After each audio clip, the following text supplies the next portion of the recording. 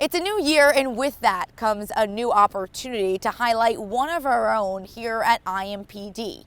This month on Before the Badge, we're introducing you to an officer who grew up just a few blocks away from here near Garfield Park.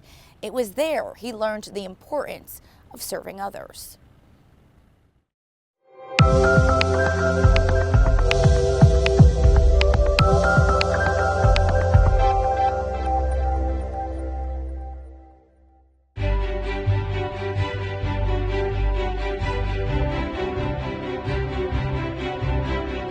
We spent a good amount of every day doing something in the community. People knew down there when they saw his kind of avocado green Ford Super Cab coming around that the bed of the truck was probably filled with something. Typically he would go to Roslyn and pick up day-old bread and some of the government food, and we'd stop throughout the neighborhood and pass it out. For most of his childhood, Dan Disney spent much of his time tagging along with his grandfather. I grew up there, and my grandfather and I spent a lot of time working throughout the community. It's always been a place where he put the work in, and I decided that's where I wanted to go back to and kind of continue that work. Which is exactly what he did. He started his career running his own commercial cleaning company, but knew something was missing. I always wanted to join the Army. My grandpa, that I spent a mass majority of my time with, was sick, and I wanted him to have the opportunity to see me graduate basic training. Disney enlisted in the U.S. Army in 2002, and shortly after, he found himself deployed to Iraq. We got into Kuwait, and we made that push up through Basra and Najaf, and up through Baghdad and then Mosul. And some things happened there where me and my battle, we got injured, and we spent a good period of time in the hospital. And then came back home and started being with the family and recovering from that point.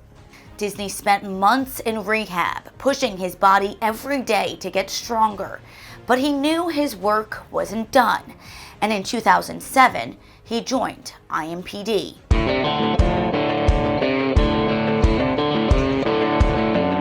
My primary was on Southeast District, which ironically was in the exact same area that I grew up, the exact same area I ran around in. I knew the streets, I knew the roads, I knew the alleys. So it was a place that felt like home.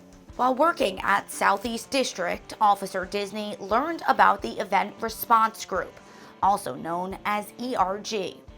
It's a specialized unit focusing on crowd management. He began taking on ERG shifts while still assigned to the district. After a decade of dedicated service at Southeast District, Officer Disney bid farewell and moved on to become the operations coordinator of ERG. I joined the Event Response Group because the camaraderie. In the Army, you have that team and unit mentality where you're working as a unit all the time. A lot of times on the street, you work as individuals in a one-man car. While you still may have your beat partner or people that you work with regularly, you work as individuals. This unit is squad and partner-based.